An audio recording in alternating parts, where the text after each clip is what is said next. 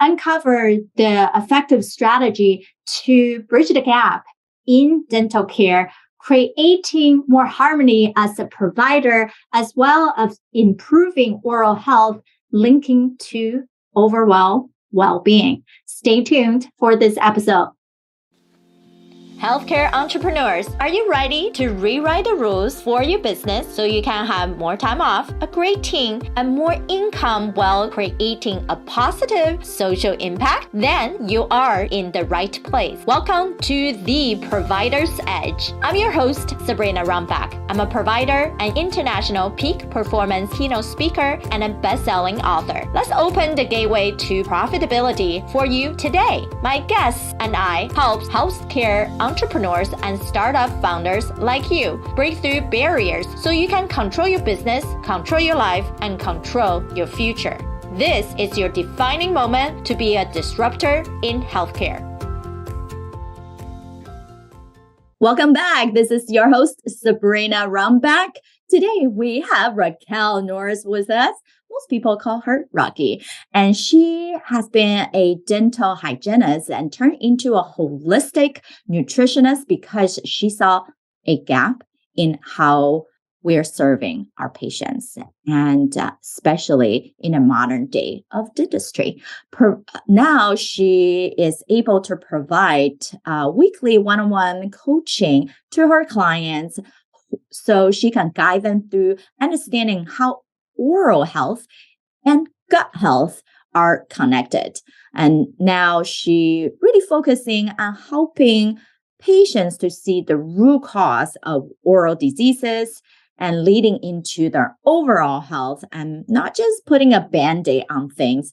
And I'm so excited for you to be here, Rocky. And thanks for spending some time with our audience who are also healthcare professionals and leaders in the field so we can all learn from each other and celebrate our work. No, thank you for having me. I'm very happy to be here. Yeah. So one of the first things that I always love to ask is, what's the passion that brought you into the healthcare space? It's a funny story, actually. Back in 2006, I was in the military and deployed in Iraq. And on some time off that we got, I helped out in the medical and dental field that gave free treatment to the local nationals. And then I helped out a dentist there, and I was like, ooh, I like dentistry. So when I got back, I went to school and became a dental hygienist. And then from there, I loved being a dental hygienist. But for about 12 years, I was like, there's a gap. There's this huge gap that nobody talks about. We're not walking heads. You know, the mouth is connected to the rest of the body. And then about 2 years ago, I decided to look into nutrition because I knew that where the gap was. Yeah. So when you saw that gap, I think many of us in healthcare has expanded, not just that one thing, clinical medicine, and perhaps start seeing how do I support my patients better in different ways because I'm not seeing the right progression, or it just the speed of the recovery is not fast enough. So when you have these light bulb in your moment, and how did you make the choice and the drive to create a practice of your own? Because it's not being talked about in modern day dentistry. It, like you said, it's putting a Band-Aid on, something that's happening in your mouth. What's actually the root cause? Why do we get cavities? Why do we have infections in our mouth? And why do we have this inflammation called gingivitis that nobody really talks about other than brush and floss your teeth? There's more to it than just, it's your mouth, just make sure you're brushing and flossing and not eating sweets.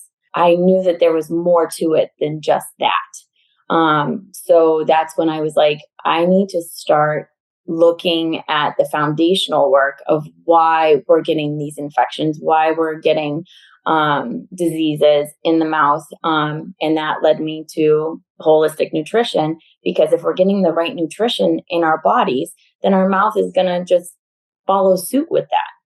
So yeah, that's when I decided I need to kind of venture off and do my own thing.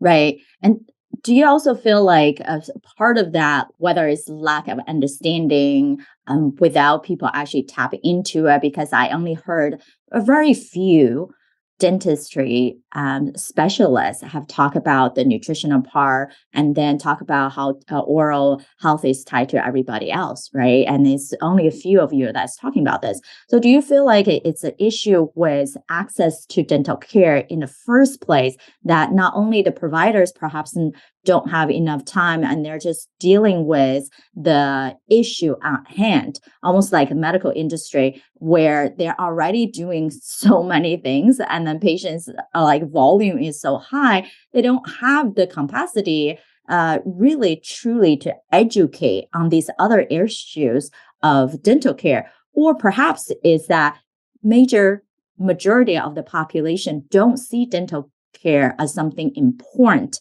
in their life, and therefore they will only seek out care when there is an issue. What's your opinion on that? Honestly, I think it's a 50-50 thing. I think it is.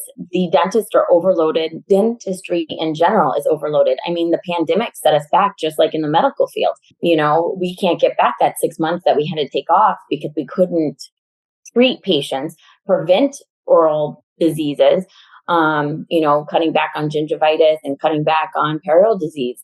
We couldn't because they shut us down for so long. Well, in Massachusetts, I should say, that's where I'm from. So we're trying to catch up on that. And so the dentist is just trying to fix all the problems that he's seeing right now, he or she. And same with us hygienists. But then on the other hand, the population has been influenced to think your mouth isn't really a big deal until you have X, Y, and Z, until you have decay, until you have a toothache, until you have, your receding gums and you have cold sensitivity. Then you go see the dentist. I would love to make more awareness to individuals that, hey, your mouth is connected to your body. This is the gateway to your digestive tract. It's the north and then the south process. If we take care of the north process, the south process will be so much easier and better for you systemically. So, yes, I think it's a 50-50. I think it's working on both ends. But if we can get, which is my passion and goal, is to get the modern day dentistry to have this holistic approach that everything is connected and really start teaching patients that, hey, this is what's going on, then they'll be more aware on the other end and say, oh yeah, if I'm having this problem in the mouth, then something systemically is happening in our body. Right, exactly. And you tap into really it's a combination things. Anything in life, in society, in a conflict or in a difficult situation, it's always multifaceted. It cannot just be one thing, because if it's truly the one thing, we would have probably solved it. And that's okay, because it's a complexity industry to be involved in. And that's why many of us who are in it love to solve these problems. So for your patients nowadays, how many are you seeing a day? So it can range, but I like 10, but it can be, close to 2. It just depends on the day. So, and I take one-on-one clients, usually by phone call, but I might meet them or by Zoom too. Just what patients feel comfortable with. And I should say clients, sorry. And we do one-on-one, and I have a 3-month package because that's when I start to see results, or that's when my clients start to see results, because I was doing like 5 weeks, and yes, they got results, but if they want to see a change in their gut health and in their oral health, it takes about 3 months. So, right. Term clients too. Right. It's a learning curve. There's a process of, in the beginning, the basic understanding to seeing the changes and then getting to that specific result. So there's always nothing in health, wellness will like snap your finger and you get to it. That's just impossible. It's behavior changes. It's multifaceted of what you have to do. How do you have to eat? What do you pay attention to? Medication, all different things. So yeah, it definitely makes sense to be a 3 months process at least to get to that goal. And for people to think, oh, all of a sudden I can get that treatment, that's not realistic. And even in medicine, right? I'm in surgery. Just because you have surgery, that doesn't mean all of a sudden you're healed. It's more of you need it because we can prolong your lifespan, or we can give you a higher quality of life. But just because you have this one procedure done doesn't mean everything is solved. And then I believe the same thing in dental. You have a cavity that got fixed, but years down the road, depending on how well you're taking care of your oral health, it can reoccur, and you might need something else completely. So we know running a successful business in healthcare, it does take a team, and some even like yourself are solo practitioners are who are, especially on the show, are people who are established, making at least $250,000 revenue and above. So how are you able to manage everything from marketing, from the back end, from accounting? Who's helping you? So I do have a business coach, and she is her business is called Profitable Nutritional Program, and so we do business coaching one-on-one throughout the week. So that helps me to kind of organize and see where I need to focus my attention with. But I mean, just starting out, it's just been me. So I've been kind of juggling everything, but I'm looking into probably getting a virtual assistant sooner than later to help with that, because it's so much juggling. Like you're saying, I wasn't aware of it. I wasn't an entrepreneur before this. I worked for a dentist my whole career. So it's definitely a new concept other than being a nutritionist now. There's a whole other side of a business aspect that I wasn't aware of. So that's a new learning curve for myself. I think that's a great point to bring up for everyone, is that when we're in school, we learn so much of the information on treating disease, identifying disease. How do you monitor that, right, going forward, but not the business side of how do you engage with your client? How do you keep them coming back? How do you attract the new ones? How do you make sure your back end doesn't go haywire? That it doesn't matter if you take insurance or not. The accounting is still very important with your cash flow, with keeping your door open, right? The lights still need to be on. Doesn't matter if you do virtual or having a brick mortar clinic. So yes, and that also being said, I'm glad that you have someone right with you on that personal level to guide you, and it's also impressive for you to be in a new place and already making those revenue go. So, what are something that worked really well for you to be able to hitting those goals? Honestly, it was all believing in myself, not having that imposter syndrome and thinking, oh my gosh, I'm doing this all by myself. Like I need to be under somebody to make money. No, I can do it because I want to help people and people want the help. So that attracts them to me and they see, oh my gosh, she can help me. I don't have to do it, how everybody else is doing it. I can do it a different way. They're looking for alternative medicine already, or I should say dentistry. So, it was, an attraction thing that brought them to me. So, believing in myself, because when I first started out, which was last year, I was having a hard time trying to get clients, even though I was putting the contact in there, but I wasn't believing in myself. So that's been a huge revelation for me. I think that's a great thing for all of us to hear. Doesn't matter how high of a leadership position you're holding. You run a big hospital system, you run a big physician group, or you have a small brick mortar practice. Doesn't matter where you sit on those ladders or size of the organization. All of us might have these thoughts of, who am I? Am I really going to be able to do this? Can I serve them the right way? Can they always gonna love me, like me, and come back to me? And those are really, instead of outward pouring, we're doubting ourselves. And that in many of my clients, right? We talk about from a performance science perspective, we have 10 sabotaging tendencies. And then the number one is judge. We're constantly judging ourselves, judging other people, judging even just on our patients.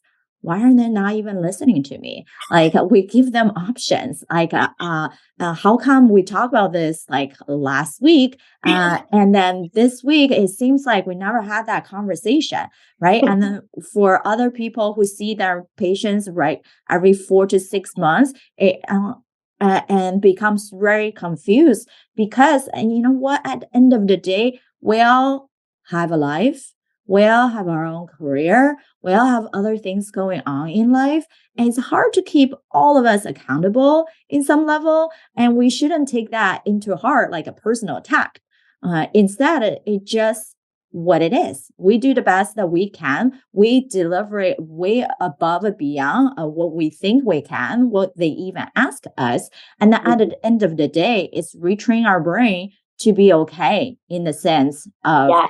how do we serve. So I love that you brought that up because I know even going to these major conferences, whether I'm the member or a speaker, like there always going to be someone feeling like, what does that mean for us to be in those positions, right? Like sometimes we become doubtful, but at the end of the day, all of us have those moments of how do we value proposition what we can really do for you, right? For our team, for our community. And it's tough just because you're really awesome, amazing, which you are. But sometimes people just don't see it. And it's not necessarily you did something wrong or you didn't express it. And perhaps we can all optimize, right? The way that we Yes. communicate, the way that we deliver the story, the way that we really help them to make that best decision for themselves for the treatment plan. But at the end of the day, people have a different perspective, value system, and we can only meet them where they are and for them to help themselves. I know there's definitely going to be other challenges while you're running your practice. What are some things that you found, like as you're growing, that's some like the growth pain that you had, and then different ways that you perhaps are working on them or have already solved them? Like you said, getting clients back. I've had clients and I'm like, and they wrote outstanding reviews and like, their testimonials. And then I was like, okay, do you want to come back? Like for me, I was like you were just saying, like I did the best I could. And they even said they loved it, but then I haven't heard from them in 6 months. So I'm like, how are they doing? Like, not that I want them to come back and do the treatment, but like, I know that they're still healing themselves and there's, it's a progression. But I thought we were going to maintain, this another 3 month package. So for me, it's kind of like letting them go and then letting new people come in. So, because I had such a great experience with them. So, I'm just learning to kind of let go and let more people come in because there is more people out there. So, and just getting my voice heard, not just staying in the same kind of groups or, people that I mingle with and talk to on a regular basis, but kind of move into other groups and sections, and businesses that might be looking for me and I'm looking for them. Right, right. It's about thinking outside the box of just not just what we know already, but where else people are gathering, who else could be great referral partners to bring in the patient load. And then for you, have you found some of the really good strategies to attract new patients? Honestly, so I know that I haven't done LinkedIn and I know people keep telling me I need to do LinkedIn. So I know that that would be another great way to influence my business. And then of course I'm already working with a holistic dentist here in Massachusetts. There's only 4. So, and I'm trying to reach out and contact the other ones, or I have reached out and I am meeting with one next month.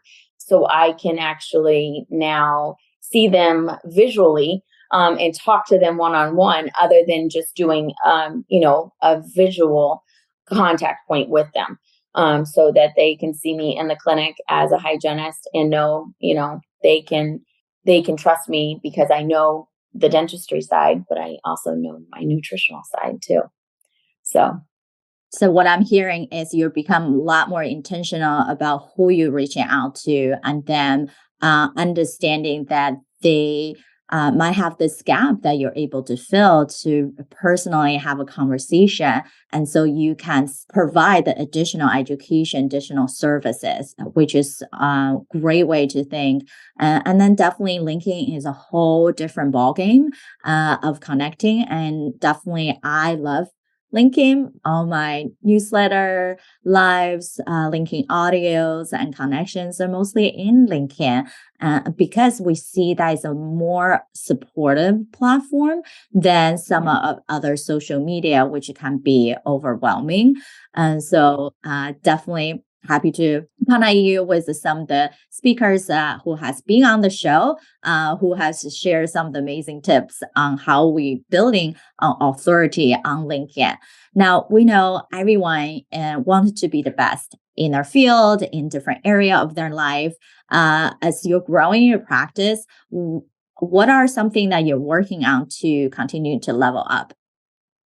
So definitely, like I said, building up that social media platform, really building on my email list and getting out, a weekly newsletter.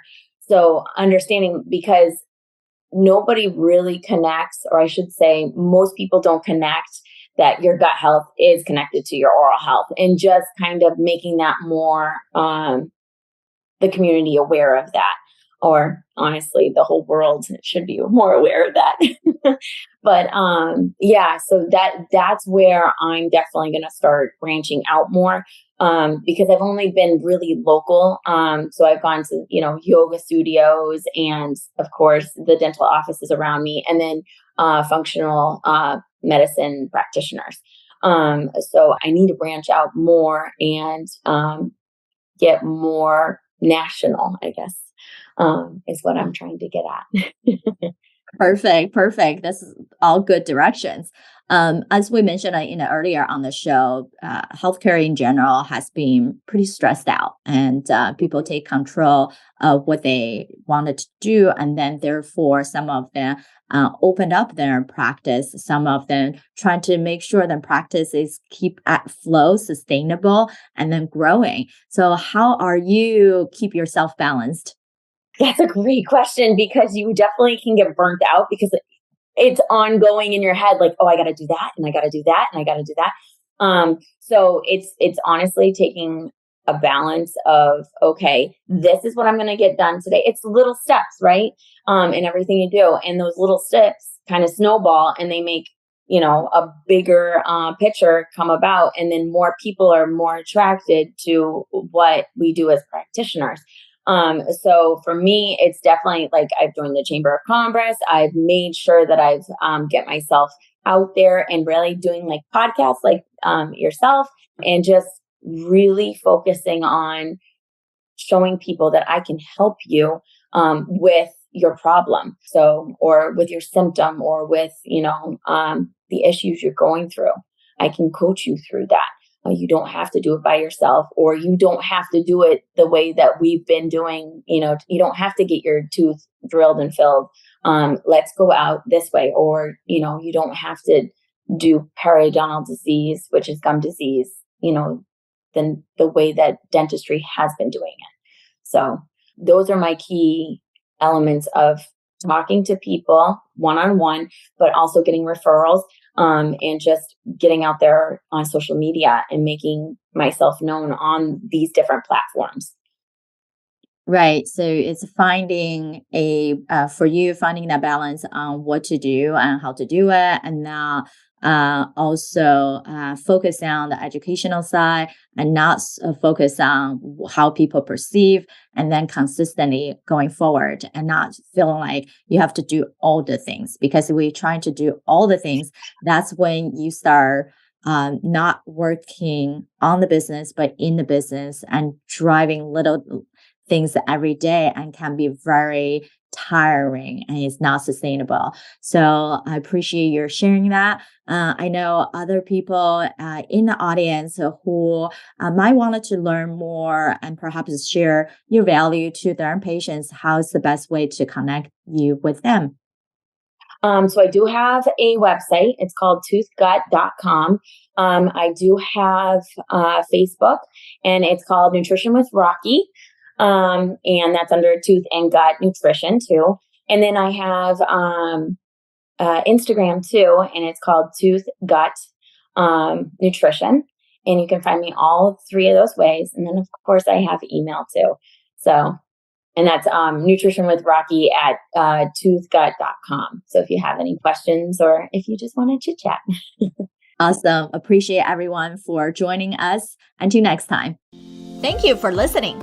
Remember, the positive change we're seeking starts right here with me and you.